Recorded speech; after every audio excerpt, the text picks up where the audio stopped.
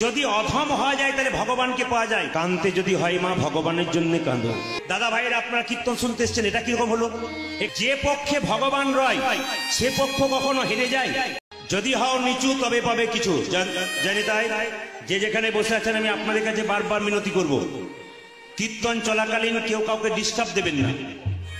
হরিনাম শুনতে শুনতে কেউ কোনো গল্প করবেন না, যতটুকু নেবেন মন ভরে নেবেন। বলছে যদি হও নিচু তবে পাবে কিছু। মহাপ্রভু যখন শ্রীবাস যখন মহাপ্রভুকে নিয়ে নাম করতে করতে মুকুন্দকার নরহরিকে দেখা দিল, তখন জায়গাটা লক্ষ্য করুন, তারা দুজনে এরকম করে দাঁড়িয়ে আছে, মহাপ্রভুকে দর্শন করছে। যারা প্রকৃত ভক্ত হয় কীর্তন শোনার সময় দেখবেন পরজোরে এরকম করে বসে থাকে আর ভগবানকে দর্শন করে। ওই জন্য আপনাদের বলে রাখি যে যদি অধম হওয়া যায় তাহলে ভগবানকে পাওয়া যায়, যদি উত্তম হবেন তাহলে ভগবানকে পাবেন না। অধম আর উত্তমের মধ্যে তফাৎটা কি একটু বুঝিয়ে দিই। কুরুক্ষেত্রের যুদ্ধে জিতেছিল কারা? পঞ্চপাণ্ডব না 100 ভাই? ধরে বলবেন কারা জিতেছিল? পঞ্চপাণ্ডব। এদিকে যে পক্ষে ভগবান রয় সে পক্ষ কখনো হেরে যায়? যে পক্ষ ভগবান থাকে না সেই পক্ষ হেরে যায়। আচ্ছা, পঞ্চপাণ্ডবের পক্ষে ভগবান ছিল, তারা হারে নাই। 100 ভাইয়ের পক্ষে ভগবান ছিল না, তারা হেরে গেছে। আপনার জীবনে যদি ভগবান কৃষ্ণ থাকে তবে আপনি জীবনে কোনোদিন হারবেন না।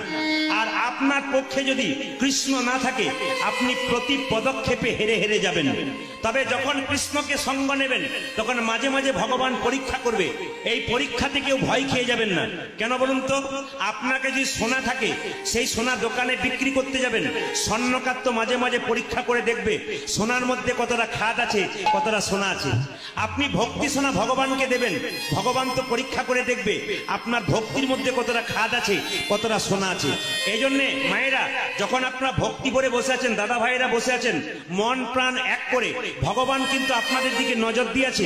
আপনারা কতখানি ভগবানকে দিয়েছেন, আপনারা মনে মনে কতখানি ঘরের চিন্তা করছেন, কতখানি ভগবানের চিন্তা করছেন। একদিন নারদ করলো, প্রভু পঞ্চপাণ্ডবের পক্ষে যোগ দিলে 100 ভাইয়ের পক্ষে দিলে না কেন? ভগবান বলল, নারদ যে পক্ষে অধম থাকে আমি সেই পক্ষে থাকি, আর যে পক্ষে উত্তম থাকে আমি সেই পক্ষে থাকি না। নারদ বলল, আমি বুঝতে পারলাম না। বলছে তুমি পঞ্চপাণ্ডবের পক্ষে রইলে 100 ভাইয়ের পক্ষে রইলে না, একটু বুঝিয়ে দাও। ভগবান তখন নারদকে বলল, নারদ এই দেখো তোমাকে 3টে ফুলের মালা দিলাম, এই 3টে ফুলের মালা নিয়ে তুমি প্রথমে শত ভাইয়ের দ্বারা দুর্যোধনের কাছে যাও, ওকে জিজ্ঞাসা করে এসো ওদের মধ্যে কে উত্তম, তাহলে একটা মালা দেবে তার গলায় পরিয়ে। ওদের মধ্যে যে মধ্যম তারপর একটা মালা পরাবে, ওদের মধ্যে যে অধম তারপর একটা মালা পরাবে। শোনো নারদ, উত্তম মধ্যম অধম 3টে পাবে তবে মালা পরাবে। আর যে 3টের মধ্যে 2টো থাকে, একটা থাকে, বাকি না থাকে, তবে তুমি মালা 3টে ফেরত নিয়ে আসবে। লক্ষ্য করুন, নারদমুনি মালা 3টেকে নিয়ে যখন শত ভাইয়ের দ্বারা দুর্যোধনের কাছে গেল, তখন দুর্যোধন নারদকে দেখে বলল, এই যে নারদমুনি, আমার ভাগ্য কত ভালো, আজকে আমার কাছে এসেছো। নারদ বলল, তোমার কাছে পরীক্ষা করতে এলাম। কি পরীক্ষা? তোমাদের মধ্যে উত্তম কে? দুর্যোধন বলল, এই যে আমি। বলে কেন? আমি শত ভাইয়ের দাদা দুর্যোধন, আমি হলাম উত্তম। উত্তমের মালা যদি পরাবে তবে আমাকে পরাও। সঙ্গে সঙ্গে নারদ প্রশ্ন করলো, তাহলে মধ্যম কে? সঙ্গে সঙ্গে দুর্যোধন বলল, আমার মেজ ভাই দুঃশাসন হলো মধ্যম, তার গলায় মালাটা পরিয়ে দাও। তাহলে অধম কে? সঙ্গে সঙ্গে বলল, এখানে অধম বলে কেউ নাই, উত্তম মধ্যম আছে, অধম নাই। নারদমুনি 3টে মালা ফেরত নিয়ে ভগবানের কাছে এলো। ভগবান জিজ্ঞাসা করছে, আচ্ছা নারদ তুমি 3টে মালা নিয়ে এলে কেন? বলছে, প্রভু উত্তম পেলাম, মধ্যম পেলাম, কিন্তু অধম পেলাম না। ভগবান বলল, নারদ এবার তুমি চলে যাও। বলে কার কাছে? এবার তুমি চলে যাও পঞ্চপাণ্ডবের অর্জুনের কাছে। নারদমুনি মালা 3টেকে নিয়ে যে না অর্জুনের কাছে গেছে, অমনি অর্জুন কেঁদে কেঁদে বলল, মুনিবর আমার ভাগ্য কত ভালো, আপনি 3টে ফুলের মালা এনেছেন, কি জন্য এনেছেন আপনি? নারদ বলল, ওগো অর্জুন, তোমাদের মধ্যে যে উত্তম তার গলায় একটা পরাবো, যে মধ্যম তার গলায় একটা পরাবো, যে অধম তার গলায় একটা পরাবো। অর্জুন কি বলে উঠলো দেখুন, ওগো নারদ মুনি, উত্তমের মালায় মালা পরাবে গলাতে। উত্তম যদি হয় এ সংসারে একজন পুরুষোত্তম ভগবান কৃষ্ণ, তার ছবিটা দেওয়ালে টাঙানো আছে, তার গলাতে এই উত্তমের মালাটা পরিয়ে দাও। তাহলে মধ্যম কে? বলে মধ্যম কে? ভক্ত আর ভগবানের মধ্যে মিলন ঘটাই যে, তাকেই বলা হয় মধ্যম। গলাটা তোমার মালা তোমার গলাতে পরালাম। অধম কে? অর্জুন কেঁদে কেঁদে বলল, অধম যদি হয় তবে আমি, যুগ যুগ ধরে বসে আছি গোবিন্দের চরণ পাওয়ার জন্য। যদি অধমের মালাটা পরাবে তবে আমার গলায় পরিয়ে দাও। নারদ মুনি চমকে উঠল, ভগবানকে এসে বলল, প্রভু তুমি ঠিক ঠিক জায়গায় গিয়েছো। এই জগতে যারা অধম তুমি তাদের পক্ষে থাকো, আর যারা উত্তম তুমি তাদের পক্ষে থাকো না। মায়েরা, মুকুন্দা নরহরি যখন এরকম করে দাঁড়িয়ে আছে তখন মহাপ্রভু শিবাসকে ডেকে বলল, শিবাস, বলে কি? দু ভাই আমাকে দেখতে এসছে, বড় ভাইয়ের নাম মুকুন্দ, ছোট ভাইয়ের নাম নরহরি। তো বড় ভাইকে বলে দাও আর ছোট ভাইকে বলে দাও, ওদের মধ্যে যে ছোট ভাই নরহরি তাকে বলে দাও সে আমার সঙ্গে সারা জীবন কীর্তন করবে, আমার সঙ্গে সঙ্গে থাকবে। আর যে বড় ভাই তাকে বলে দাও সে আমার 100 জন্ম সঙ্গ পাবে না। মায়েরা, এটা কিরকম হলো? দাদা ভাইয়েরা আপনারা কীর্তন শুনতে এসছেন, এটা কিরকম হলো? এখানে এমনও তো হতে পারে বাড়ি থেকে দু ভাই কীর্তন শুনতে এসছেন, একজন মহাপ্রভুর কৃপা পেলেন, একজন পেলেন না। যে পেল তার তো আনন্দ হলো, আর যে পেল না তার কি অবস্থা হলো? সঙ্গে সঙ্গে শ্রীবাস এসে বলল, এই যে তোমাদের মধ্যে ছোট ভাইকে? আগে আমি। কি নাম তোমার? আমার নাম হলো নরহরি সরকার। তোমার জন্য প্রভু বলেছে তুমি সারা জীবন প্রভুর সঙ্গে কীর্তন করবে, প্রভুর সঙ্গে থাকবে। বড় ভাই বলছে, আচ্ছা আচ্ছা আচ্ছা শ্রীবাস, আমার জন্য প্রভু কি বলেছে? আমি তোকে টানতে টানতে নিয়ে এলাম, আমার জন্য কি বলেছে? সঙ্গে সঙ্গে মুকুন্দকে শ্রীবাস বলে উঠল, তোমার জন্য প্রভু বলেছে তুমি 100 জন্ম সঙ্গ পাবে না, 100 জন্ম কৃপা পাবে না। এই না বলেছে, এই যে তুমি 100 জন্ম সঙ্গ পাবে না, 100 জন্ম কৃপা পাবে না। অমনি বড় ভাই মুকুন্দ কি করছে দেখুন, জয় গৌ। এটা পাগল বলা যাবে না? যাকে বলবে ভগবান তার কৃপা হবে না, সে যদি নাচতে শুরু করে তাকে পাগল বলা হবে? হরিনাম যারা করে, হরিনাম যারা শোনে তারা তো পাগলই বটি বাবা। কেমন পাগল দেখুন, বারবার নাচছে, জয় গৌর জয় গৌর জয় গৌর। এ কথা শুনে শ্রীবাস বলছে, মুকুন্দ, প্রভু তোমাকে বলল 100 জন্ম সঙ্গ পাবে না, সঙ্গ পাবে না, তাও তুমি জয় গৌর বলে নাচতে শুরু করলে, নাচতে শুরু করলে। আমাকে যদি প্রভু বলতো 100 জন্ম সঙ্গ পাবো, সঙ্গ পাবো না, তাহলে তো আমি বিষ খেয়ে আত্মহত্যা করি দিতাম, করে দিত। এ কথা শুনে মুকুন্দ বলছে, শোনো শোনো শিবা, শোনো শোনো শিবা, প্রভু যদি বলতো কোন জন্মে সঙ্গ পাবো না, তাহলে না হয় আমি বিষ খেয়ে আত্মহত্যা করে দিত। প্রভু বলেছে 100 জন্ম সঙ্গ পাবো না, 100 জন্ম না হয় গৌর গৌর বলে আমি কে নেবে রাম, যখন 100 জন্ম পেরিয়ে যাবি 101 জন্মে প্রভু সঙ্গ, 101 জন্মে প্রভু সঙ্গ পাবো, 1 জন্মে প্রভু সঙ্গ পাবো, যে যেখানে বসে আছেন একটু মন দিয়ে শুনবেন। কাঁদতে যদি হয় মা ভগবানের জন্য কাঁদো, ছেলের জন্য কাঁদবে না, মেয়ের জন্য কাঁদবে না, কাঁদবে যদি কৃষ্ণের জন্য কাঁদো। আপনারা একটু উত্তর দেবেন, আপেল কলা লেবু মন্দিরে নিয়ে যায়, ভগবান খায়? জোরে বলুন না। কিন্তু যদি আপনারা না বললেন তাহলে আমার আপনাদের কাছে প্রশ্ন, আপনারা কাল থেকে তাহলে আপেল কলা লেবু নিয়ে যাবেন ভগবান যদি খায় না? আসলে তা নয়, এদিকে তাকাবেন, ভগবান দেখে। কি দেখে? আপনি যে আপেল কলা লেবু নিয়ে গেলেন মন্দিরে, ভক্তির ভাবে নিয়ে গেলেন না অহংকারের ভাবে নিয়ে গেলেন? শাস্ত্র তো প্রমাণ করে দিয়েছে। কোন জায়গাতে? এই জায়গাতে। শত ভাইয়ের দাদা দুর্যোধন কৃষ্ণকে নিমন্ত্রণ করেছিল, এমন খাবার খাইয়ে দেবো বাপ জন্মে খাও না। ভগবান বলেছিল তোমার নিমন্ত্রণ রক্ষা করব, যাব, খিদে থাকবে ঢেকুর তুলে দেবো, তবু খাবো না। কেন? অহংকারের সেবা খাবো না। খেয়েছিল কার বাড়িতে? বিদুরের স্ত্রী, তার নাম পরাশরী। তার এত ভক্তির জোর ছিল মা, কলা বাদ দিয়ে কলার খোসা খাইয়েছিল, ভগবান খেয়েছিল। কেন? ভগবান প্রেমটুকু গ্রহণ করে আর অহংকারটুকু বর্জন করে। ওই জন্য যে যেখানে কীর্তন শুনতে বসছেন, আমার কাছে একটাই নিবেদন রইল আপনাদের কাছে, খুব মন দিয়ে শুনবেন। দামি দামি কথা, যে কথা শুনলে মানুষের জীবন পরিবর্তন হয়ে যায়। আজকে শুধু আমি তো বীরভূমের মানুষ, আপনারা সব বীরভূমের, শুধু বীরভূমের মানুষ নয়, গোটা ভারতবর্ষের মানুষ নয়, অল ওয়ার্ল্ডের মানুষ, যেখানে হিন্দুরা থাকে, যেখানে বাংলা বোঝে, সবাই তো প্রত্যেকদিন প্রচুর ফোন করে, দাদা অনেকের অনেক পরিবর্তন হয়ে গেল। কি করে হলো? একদিন একজন ডাকাত, বিখ্যাত ডাকাত, তার জায়গাটার নাম বলবো না, তিনি নাম বলতে বারণ করেছেন, সে আমাকে ফোন করে বলছেন, প্রদীপ বাবু আপনার কীর্তন শুনতে শুনতে একদিন ডাকাতি বন্ধ করে আমি ভক্ত হয়ে গেলাম। বললাম কি করে হলেন? বলছে চায়ের দোকানে চা খাচ্ছিলাম, কত মেয়েদের স্মৃতি সিঁদুর মুছে দিয়েছিল, কত বাচ্চা ছেলের বাবা চলে গেছে, বাবা হারা হয়ে গেছে, কত বাড়ি থেকে সবকিছু নিয়ে গিয়ে আমি তাকে ফকির করে দিয়েছি, ফাঁকা করে দিয়েছি। একদিন চা খেতে খেতে দোকানে গানটা বাজছে, বললাম কি শুনলেন যার জন্য আপনার পরিবর্তন হলো? বলছে আপনার একটা কথাতে আমার পরিবর্তন হয়ে গেল। বললাম আমার কথা নয়, এ তো মহাজনীদের কথা, আমি শুধু বলে গেলাম মাত্র। কি বললেন দেখুন। বলছে আপনি একদিন বলছিলেন না আলেকজান্ডার মৃত্যুর আগে তার কর্মচারীদেরকে বলেছিল আমি যখন মরে যাব আমার গোটা শরীরে সাদা কাপড় দিয়ে ঢাকা দিয়ে দিবে, কিন্তু যখন আমাকে নিয়ে যাবে তখন হাতটা এরকম করে দুলতে দুলতে নিয়ে। কর্মচারীরা জিজ্ঞাসা করেছিল আচ্ছা সম্রাট আপনাকে হাতটা এরকম করে দুলতে দুলতে নিয়ে যাবো কেন? বলছে আমি আমার রাজত্বের জন্য কত মানুষের রক্ত ঘাঁটলাম, কত মেয়েদেরকে বিধবা করে দিলাম, কত সন্তানকে বাবাহারা করে দিলাম, কত সন্তানকে আমি বাবাহারা করে দিয়েছি, কিন্তু যে জন্য আমি করলাম আমি যাবার সময় কি নিয়ে চললাম আমাকে দেখে যেন জগৎ শেখে আমি যে এত করলাম যাবার সময় কি নিয়ে চললাম। সেই দিন আমার মনে একটু টনক লড়ে গেল দাদা, আমি যে এত চুরি ডাকাতি করলাম আমার সংসারের জন্য, এত মেয়ের স্মৃতি সিঁদুর কেড়ে নিলাম, তা তো হাহাকার করে কেঁদেছি, আমাকে অভিশাপ দিয়েছে। আপনি তো বলেছেন যদি কেউ প্রচুর পাপ করে তারপর ভক্ত হয়ে যেতে পারে, তবে পাপ থেকে তার রক্ষা হয়। আপনি একটু ভগবানের কাছে প্রার্থনা করে বলবেন কত পাপ আমি করেছি, পাপ আর পারা তো সহ্য হবে না, যেন কষ্ট থেকে একটু রেহাই পেয়ে যায়। জীবন পরিবর্তন হবে। বাচ্চাদের শব্দ করেন, বসান বসান, জীবন আপনাদের পরিবর্তন হয়ে যাবে। একটা একটা করে কথাগুলো শুনবেন। আস্তে, কিসের অহংকার? আস্তে আস্তে, কিসের অহংকার?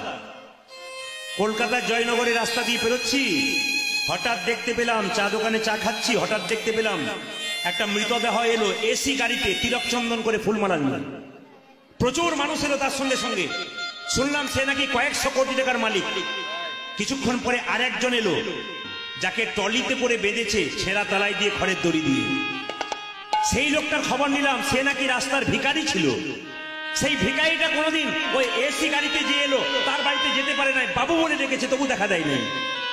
কিন্তু আজকে যখন শ্মশান ঘাটে একদিকে ভিখারি শুয়ে আছে, একদিকে কোটি টাকার মালিক শুয়ে আছে, দুজন যেন বলা বলি করছে, ভাই এলাম তখন খালি হাতে, গেলাম তখন খালি হাতে, মাঝখানে আমি বড় লোক আর তুমি গরিব, কিন্তু কি পেলাম? যাবার সময় তো এইরকমই চলে গেল। আপনাদের কাছে নিবেদন, যদি আপনার টাকা পয়সা আছে আপনি অহংকার করবেন না, গোবিন্দ আপনাকে কৃপা করে দিয়েছে, যদি রাখতে পারেন তবে আপনার লাভ আছে। আর যদি নিজেকে মনে করেন আমি বেশ পেয়ে গেছি, তাহলে আপনার নিতাই গৌর হরি বলুন। একজন জিজ্ঞাসা করছে প্রদীপ বাবু, যে হরিনাম করে সে কষ্ট পায়, আর যে হরিনাম করে না বুক ফুলিয়ে বেড়ায়, পাপ করছে, প্রচুর টাকা রোজগার করছে, অন্যায় করছে, বুক ফুলিয়ে বেড়াচ্ছে। বললাম চিন্তা করবেন না, আমি বললাম চিন্তা করবেন না, প্রত্যেকটা মানুষের কাছে দুটো কলসি আছে, একটা পাপের কলসি, একটা পুণ্যের কলসি। ওর এখনো পাপের কলসিটা পূর্ণ হয়নি, ওর যখন পাপের কলসিটা পূর্ণ হয়ে যাবে না, বেলুনকে যখন বাচ্চারা ফুলোই তখন ফুলোতে ফুলোতে হঠাৎ এক সময় ফট করে ফুটে যায়, দেখবেন ও একদিন ফট করে ফুটে যাবে, আপনার কোনো চিন্তা নেই। এই যে নিবেদন আপনাদের কাছে, আপনাদের পুণ্যের পাপের কলসি দেখবেন ধীরে ধীরে পূর্ণ হয়, আর পুণ্যের কলসিও ধীরে ধীরে পূর্ণ হয়। আপনারা যে পুণ্য করছেন না, পুণ্যের কলসি বাড়ান, আপনি দেখবেন যারা পাপের কলসিতে পূর্ণ হচ্ছে তাদের কষ্ট আপনারা চোখের সামনে দেখবেন, সেই দিন বুঝবেন যে আমি কি করলাম আর এরা কি করল। এই জন্য আপনাদের কাছে নিবেদন রইল মা, যে যেখানে বসে, বাচ্চাদের শব্দ বন্ধ করান, এখানে বড় গন্ডগোল হচ্ছে। এই জন্য আপনাদেরকে বলে যায় মায়েরা, ভগবানের জন্য কাঁদতে হয়, সংসারের জন্য কাঁদবেন, ছেলের জন্য, মেয়ের জন্য। ছেলে মেয়ে প্রশ্ন করবে তুমি আমার জন্য কি করেছো, শেষে আপনি বলবেন যার জন্য করি চুরি সে কিনা বলে চোর। কিন্তু ভগবানের জন্য যদি কেউ একবার কাঁদতে পারে মা, তার ভেতরে যত যন্ত্রণা আছে সব কষ্ট রেহাই পেয়ে যায়। ছেলের জন্য কাঁদবেন, মেয়ের জন্য কাঁদবেন, আপনার চোখ থেকে জল পড়বে, সেই চোখটা দেখবেন, জলটা দেখবেন চোখের কোণ দিয়ে পড়বে। পরীক্ষা করে দেখবেন আমার কথা, সেই জলটা যখন মুখের মধ্যে প্রবেশ করবে নোনা নোনা ভাব লাগবে, সেই জলটা যখন স্পর্শ করবেন গরম লাগবে। কিন্তু ভগবানের জন্য কেউ যদি কাঁদতে পারে, তার চোখের জলটা চোখের কোণ দিয়ে পড়ে না, চোখের মাঝ দিয়ে পড়ে। সে জল গরম হয় না বাবা, সে জল শীতল হয়।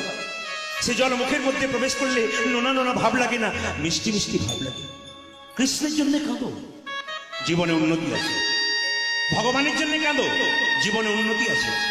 আর সংসারের জন্য কাঁদবেন, আপনার উন্নতি তো হবে না, বরং আরো যন্ত্রণা আপনার বেড়ে যাবে। এই জন্য মুকুন্দা নরহরি যখন দুজনে দাঁড়িয়ে আছে, যখন মহাপ্রভু মুকুন্দকে বলল তুমি 100 জন্ম সঙ্গ পাবে না, তখন মুকুন্দ সরকার কাঁদছে, বাবা ভগবান সব সইতে পারে গো, দুটো জিনিস হইতে পারে না, একটি অহংকার, একটি চোখের জল। মুকুন্দ যখন কাঁদছে, মহাপ্রভু ডেকে বলল, এ মুকুন্দ, এদিকে এদিকে এদিকে। মহাপ্রভুকে প্রণাম করে মুকুন্দ বলল, প্রভু আমার ভাইকে তুমি কৃপা করলে, আমাকে তুমি কৃপা করলে না কেন? সঙ্গে সঙ্গে মহাপ্রভু একটা দামি কথা বললেন, আপনারা সবাই শোনা করুন।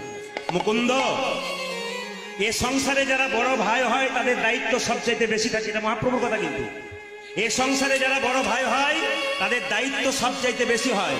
বলে কেন না, বনের মধ্যে বড় বড় গাছগুলো যেমন ছোট ছোট গাছগুলোকে ঝড়ঝঞ্ঝা থেকে রক্ষা করে, একটা সংসারের বড় ভাই তার সংসারের সব ঝড়ঝঞ্ঝাট মাথায় পেতে নেয়, সে বাবার সমান হয়ে যায়।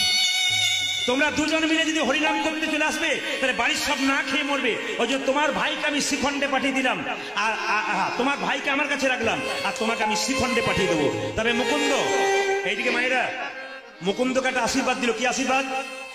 যে যেখানে বসে আছেন আপনাদের কাছে নিবেদন, যে আপনারা মহাপ্রভুর কীর্তন শুনছেন, যে যা কর্ম করেন, কাল থেকে সকালে কর্ম আপনাদের বাড়বে, কর্মের উন্নতি বাড়বে যদি যত কীর্তন শুনবেন আপনি।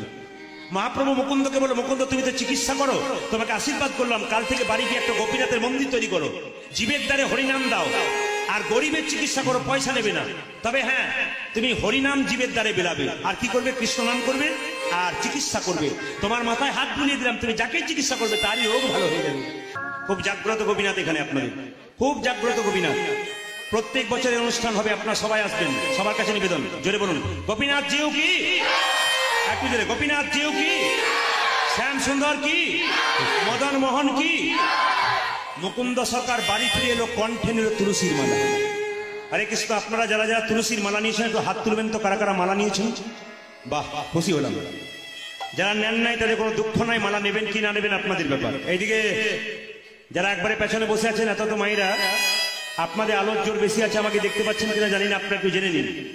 তুলসীর মালা আপনারা কণ্ঠে নেবেন, কেন নেবেন সেটা আপনাদের ব্যাপার, আপনারা একটু জেনে নিন। দেখবেন বাড়িতে বেগুন গাছ লাগালে বেড়া দিতে হয় না? না, জোরে বলুন। বেড়া দিতে হয়। বেগুন গাছে বেড়া দিতে হয় কেন? ছাগলে গরুতে ছিঁড়ে খাবে, ছাগলে গরুতে ছিঁড়ে খাবে। এখানে গুরুদেব আমাদের কর্ণে কৃষ্ণ মন্ত্র দিয়েছে, আমাদের শরীরে কৃষ্ণ প্রেমের অঙ্কুর হবে বলে। যদি আপনারা কেউ গলাতে তুলসীর মালা নামক বেড়া না দেন, তবে আপনাদের কৃষ্ণ মন্ত্রের বীজটাকে ছাগলে গরুতে, কামিনী কাঞ্চন ছাগলে গরুতে, নিতাই গৌর হরি বল। এইবার বলে রাখি, তুলসী মালা পরার যুক্তিগুলো কি।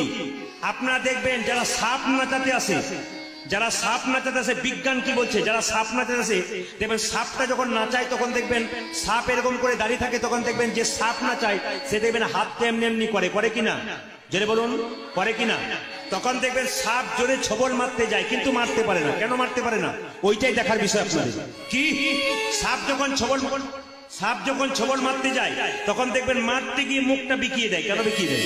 একটাই কারণ, যিনি সাপ নাচাচ্ছেন তার হাতটার দিকে লক্ষ্য করবেন, তার হাতে দেখবেন একটা বেল্ট বাঁধা আছে। কিসের বেল্ট বাঁধা আছে বাবা? তুলসী মালার বেল্ট বাঁধা আছে। যেখানে তুলসীর মালা থাকে সেখানে সাপ তাকে কাটতে পারে না। যেখানে তুলসীর মালা থাকে তার একটা তত্ত্ব আছে, কি বিজ্ঞান বলছে, সব গাছে বজ্রপাত হয়, তুলসী গাছে বজ্রপাত হয় না। তাই তুলসীর মালা কণ্ঠে নিয়ে রাস্তা দিয়ে পেরিয়ে গেলে হাজার দিকে বজ্রপাত হবে, কিন্তু আপনার মাথায় কোনোদিন বজ্রপাত হবে না। এটা বিজ্ঞান বলল। ধর্ম কি বলল? এখান থেকে কলকাতা গেলেন ট্রেনে, আপনি আস্তে আস্তে মরে গেলেন। হঠাৎ আপনি যখন মরে গেলেন, আমরা ট্রেনে কীর্তন করতে যাচ্ছিলাম, বললাম কোথাকার কে ট্রেন থেকে ফেলে দে। কিন্তু যদি আপনার কণ্ঠে একটা তুলসীর মালা থাকে, কি বলবো? ওরে এ আর কেউ নয়, একজন কৃষ্ণ ভক্ত বটে, একে যেখানে সেখানে ফেলে দিস না, একটা স্টেশনে নামিয়ে দে। কোন সাধুগুরু বৈষ্ণবের কৃপা হলে দেহটা সৎকার করে দেওয়ার ব্যবস্থা করে দেবে। আর তুলসীর মালা পরবেন কেন? যাদের বাড়িতে ভোজ হয় তাদের বাড়ির দরজায় কুকুরের ভিড় হয়, সব কুকুরকে লাঠি দিয়ে তাড়িয়ে দেবেন, কিন্তু একটা কুকুরের গলায় বেল্ট বাঁধা থাকলে তাকে মারতে গিয়ে থমকে দাঁড়াবেন। কেন? বেল্ট বাঁধা কুকুর মানে কারো পোষা কুকুর, এর একজন মালিক আছে, একে মারলে এর মালিক উত্তম মধ্যম দিতে পারে। এ জগতে যে জন কণ্ঠে তুলসীর মালা নামক বেল্ট পড়তে পারে, আর কেউ আপন থাকার না থাক, কেউ থাকার নয় থাক, একজন আপন থাকে, একজনে আপনে থাকে, তিনি হলেন ভগবান, ভগবান শ্রীকৃষ্ণ। যেজন কৃষ্ণকে আপন আপনে করতে পেরেছে, আর আবার চিন্তার কি ভয় আছে গো। এই জগতে তুমি যাকে আপন মনে করো, মনে করো সে তো তোমার আপন নয়। আপন নয়। মায়েরা, যত যতক্ষণ সংসারে কর্ম করছেন, সংসারকে সার্ভিস দিচ্ছেন, ততক্ষণ সংসার আপনাকে ভালোবাসছে। আপনার শরীরে কঠিন রোগ হয়ে যাক, আপনি 10 দিন খাটে শুয়ে দিক, দেখুন আপনার অবস্থা কি হয়। দাদা ভাইরা যতক্ষণ সংসারে টাকা দিচ্ছেন, সংসার আপনাকে ভালোবাসছে। টাকা দেওয়া বন্ধ করে দিন, সংসার আপনাকে নিতাই গৌর হরিবোল করে দেবে। এই জন্য বলে রাখি, কণ্ঠে তুলসীর মালাটা নেবেন, তার একটা যুক্তি আছে। কি? এটা হচ্ছে মাস্টার, এটার দরকার আছে। অনেকে বলবেন, দাদা তুলসীর মালা পড়লে কি ভক্ত হওয়া যায়? দোকান থেকে তো মালা কিনতে পাওয়া যায়, দোকান থেকে তো পোশাক কিনতে পাওয়া যায়, পড়লেই কি ভক্ত হওয়া যায়? না না, পড়া দরকার আছে। কেন? এটা হচ্ছে মাস্টার। রাস্তা দিয়ে পেরিয়ে যাবেন, কারো পেয়ারা গাছের ডাল ঝুলছে রাস্তায়, 4টা পেয়ারা তাকাচ্ছে আপনার দিকে টুকটুক করে, আপনি নিশ্চয় প্রণাম করে চলে যাবেন। 2-4 জন বলছে, মানে কি বলুন তো, চারিদিকে তাকিয়ে দেখে নেবো কেউ কোথায় না। কিন্তু যদি এই মাস্টারটি থাকে, যখনই তুলতে যাবেন তখন মনে মনে হবে, পাছে লোকে কিছু বলে, পাছে লোকে কিছু বলে, তার জন্য মালার দরকার আছে। তবে হিন্দুদের সবচেয়ে লজ্জার ব্যাপার, 100% গ্যারান্টি দিয়ে বলবো, আমার পাশের বাড়িতে একটা ছেলে নিরামিষ খায়, খুব বাচ্চা ছিল, তার মা প্রত্যেকদিন নিরামিষ খায়, বলে কি আমিষ খেতেই দেবো না। তার পাশের বাড়ির মেয়েটা বলে, দিদি এখন থেকে বাচ্চাটাকে নিরামিষ খাওয়াচ্ছে, দুর্বল হয়ে যাবে, দেখবে মজা তো। না না, হাসি নয়, এটা আমাদের লজ্জা, সত্যি আমাদের এটা লজ্জা। তো ওই মেয়েটি কেমন উত্তর দিল দেখুন, আচ্ছা দিদি তুমি যে বললে আমার ছেলে দুর্বল হয়ে যাবে, ছেলেটা কার? তোমার না আমার? আমার ছেলেকে আমি কি খাবো, তাই তোমার মাথা ব্যথা কিসের? এইটাই আমাদের সবচেয়ে লজ্জার ব্যাপার। আবার দেখবেন যদি আমাদের বাড়িতে কেউ কৃষ্ণ ভক্ত ছেলে হয়ে যায় না, তো পাশের বাড়ির লোকটা বলে, তোমার ছেলে এবার সাধু হয়ে চলে যাবে, দেখবে আর তুমি শেষ বয়সে কি করবে দেখবে। না না, আমাদের লজ্জা এইটাই, সবচাইতে লজ্জা। আমার দিকে তাকান, লজ্জাটা কি জানেন? অনেকে খোল চেনে না, আমি দেখেছি অনেকে খোল চেনে না। অনেক কমিটির কাছে গান গাইতে গেছি, যখন একটু দেরি হয়ে গেছে না, তখন 2-4 জন বলছে, দাদা আপনি পরে যাবেন, আগে ঢোল দুটোকে। দেখুন তাহলে কিরকম লজ্জার ব্যাপার, বলছে আগে ঢোল দুটোকে পাঠিয়ে দিন। আর একটা প্রমাণ দিয়ে দিই, এইদিকে আগে আমি যখন প্রচন্ড গান করতাম, তখন কিন্তু আমার গাড়ি ছিল না মা, তখন আমি বাসে করে গান করতাম। তো বাসে যখন গান করতে যাচ্ছি এক জায়গা থেকে অন্য জায়গা, একজন স্কুলের শিক্ষক, খুব শিক্ষিত মানুষ, আমার পাশে দাঁড়িয়ে আছে, আর ইনি খোলটা নিয়ে আমার সামনে দাঁড়িয়ে আছে। কেউ সিট পায় নাই, ও পায় নাই, আমিও পাই নাই।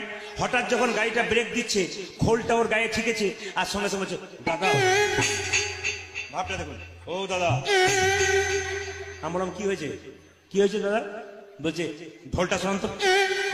বললাম দাদা এটা ঢোল নয়, এটা খোল। সে যাই হোক, রাত জেগে গান করবেন আর ঢোলটা নিয়ে আমার গায়ে ঢেলে পড়বেন। আমি বললাম দাদা এটাকে ঢোল বললেন তো, এই ঢোল একদিন আপনার কাজে লাগবে। ও ভাবছে আমার বিয়েতে লাগবে, বলছে আমার তো বিয়ে হয়ে গেছে। এ বিয়েতে নয়, কোন বিয়েতে? বলো হরি, বলো হরি। আবার দেখবেন, আবার দেখবেন দরজাতে আমরা কি লিখি? সুস্বাগতম নাকি পিতৃমাতৃ ভবন। হুগলি জেলায় গান করতে যায় প্রায় বাড়িতে, ওখানে কিন্তু কমিটির গান খুব হয়, কম হয়, বাড়ি বাড়ি গান হয়, সবাই বাড়ি বাড়ি করে, 4টা-5টা করে দল, একজনই করে। ওদের মহত্ব দেখুন, মেদিনীপুরে প্রত্যেকটা বাড়ি বাড়ি গান, এই যে গানগুলো আপনারা শুনতে পাচ্ছেন না, কমিটির গান খুব কম, সব বাড়ি বাড়ি। একজন ভক্ত একাই 10,000 মানুষকে খাওয়ায়, আপনি অবাক হয়ে যাবেন। 5-7 রকম ব্যঞ্জন 10,000 মানুষকে খাওয়ায়, আর 2-4টা করে গান করায়, 2-4 পালা গান করায়। লক্ষ্য করুন আপনারা। তো আমরা যখন ওই জায়গাতে যাই, সুন্দর করে লেখা থাকে গোপালের সংসার, ভগবানের সংসার, কৃষ্ণের সংসার। আমরা কত সভ্য লোক দেখুন, প্রথমে লিখলাম পিতৃমাতৃ ভবন, তারপরে লিখলাম সুস্বাগতম, ইংরাজি শিখলাম, লিখলাম ওয়েলকাম, আরো ভদ্র হলাম, লিখলাম কুকুর হইতে সাবধান। লিখি না আমরা কুকুর হইতে সাবধান। এই জন্য আমার মনে পড়ে একবার ছোটবেলায় আমি কলকাতা গিয়েছিলাম বেড়াতে একজনের সঙ্গে। এই যে দেখেন, বেড়াতে গিয়েছিলাম, তখনকার কলকাতা ক্লাস 7-এ পড়ি। কলকাতা খুব সুন্দর, এত সুন্দর নয়, রঙিন রঙিন বাড়ি। সঙ্গে সঙ্গে আমি বললাম এত সুন্দর বাড়ি, কিন্তু দরজায় লেখা আছে সাবধান, ভেতরে কুকুর। বললাম দাদা ভেতরে যারা আছে তারা সবাই কুকুর? চুপ বলে কেন? একটি কুকুর, বাকি সব মানুষ। ওদের বাড়িতে বৈষ্ণব ঢুকতে পারবে না কেন বলুন তো? কুকুরের ভয়ে। ওদের বাড়িতে ভিখারি ঢুকতে পারবে না, কুকুরের ভয়ে। ওদের বাড়িতে মানুষ যে, আপনারা কুকুর পুষবেন বারণ নেই, কিন্তু কুকুরটাকে পুষবার আগে ভাববেন সকালবেলায় মন্দিরে একবার গিয়েছিলেন কিনা। কুকুরটাকে পুষবার আগে আপনি ভাববেন সকালবেলায় মা বাবা এক কাপ চা পেয়েছি কিনা এ কথা চিন্তা করবেন, তবে আপনার কুকুর পোষা সার্থক হবে, নইলে আপনার জীবন বেকার হয়ে যাবে।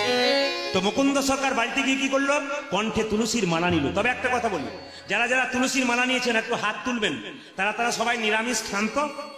হাত তুলুন তো, কে কে নিরামিষ খায়? এই দেখুন, এতক্ষণ আগে যতগুলো তুলেছিল না সব বললো আর বলবেন না, ওটা তো জানা নাই, সপ্তাহে একদিন না হলে তো চলেই না, অনেকে ভাবছে। কিন্তু একটা কথা বলে রাখি, তুলসীর মালা পরবেন। এক জায়গাতে একজন আমাকে বলেছিল, দাদা এখন তুলসীর মালা পরলে নিরামিষ খেতে হয় না। বললাম কেন? এখন তুলসী মালা সিস্টেম চেঞ্জ। আমি সিস্টেম চেঞ্জ মানে? বলছে এখন প্যাঁচ সিস্টেম তুলসীর মালা। আমরা বুঝতে পারলাম না। বলছে রাত্রিবেলায় বিয়ে বাড়িতে নিমন্ত্রণ আছে, সবাই যাচ্ছে, আমি যাবো না, প্যাঁচ খুলে দিলাম। আবার সকালবেলায় প্যাঁচ লাগিয়ে দিলাম। প্যাঁচ পড়ার লাগা করলে নিতাই গৌর হরিবল হয়ে যাবে। যেরকম রাধা রানী কি, শ্যাম সুন্দর কি, মদন মোহন কি। ও ভাইরা, মুকুন্দ সরকার বিরাট বড় একটা মন্দির তৈরি করতে পারলো না। একটা কাঠ কি করলো, চার চারা দিয়ে, খড় দিয়ে, বাঁশের খুঁটি দিয়ে একটা মন্দির তৈরি করলো। সেই সময়কার বাংলার নবাব হুসেন শাহ তাকে দেখা করতে এলো, চিকিৎসা করানোর জন্য ফকির সেজে এলো। মুকুন্দ সরকার তখন মন্দিরে বসে সকালবেলায় গাইছিল। আপনারা অনুরোধ হয়ে দেবেন, আপনারাও বলবেন, হে গোবিন্দ, সোনার মন্দির তৈরি করতে পারবো না, মন মন্দিরে ভগবানকে রাখবো। আমার মন, ওই আমার মন, আমার মন, ওই আমার মন, আমার মন মন্দিরে মদন মোহন। আপনাদের কাছে সবার কাছে নিবেদন, শব্দ না করে শুনে নিন। মায়েরা সকালবেলায় কাজ করবেন, কাজ করার আগে ভগবানকে স্মরণ করে বলবেন, প্রভু তোমার জন্য পৃথিবীতে আসা, যে কর্ম করবো যেন সুস্থ শরীরে করতে পারি। দাদা ভাইরা কাজে বেরোবেন, সকালবেলায় ভগবানকে প্রণাম করে বেরোবেন। প্রভু তোমাকে স্মরণ করে চললাম, যা করার তুমি করো, প্রভু তোমাকে কৃপা করবে, এ নিয়ম। মুকুন্দ সরকার গাইছে, আমি তোমাকে সোনার মন্দির তৈরি করতে পারবো না, পয়সা নাই, মন মন্দিরে রাখবো। আমার মন মন্দিরে মদন মোহন তারাবে গোয়াসি। ওই আমার মন্দিরে মদন মোহন তারবে গোসি ডাকিও মন মদন মোহন তারাবে গোয়াসি ডাকিয়া। আমার মন মন্দিরে মদন মোহন তারাবে গোয়াসি ডাকিয়া। দেয়া কাঁদিয়া তব নাম লইয়া, আমি কাঁদিয়া কাঁদিয়া তব নাম লইয়া। কাঁদিয়া কাঁদিয়া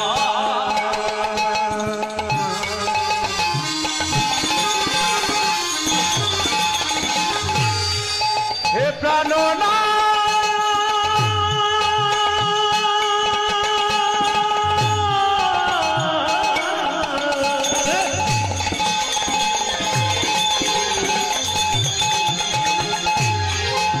আমি কাঁদিয়া কাঁদিয়া তব নাম লইয়া। জলে বুক হাসিয়া আমি কাঁদিয়া কাঁদিয়া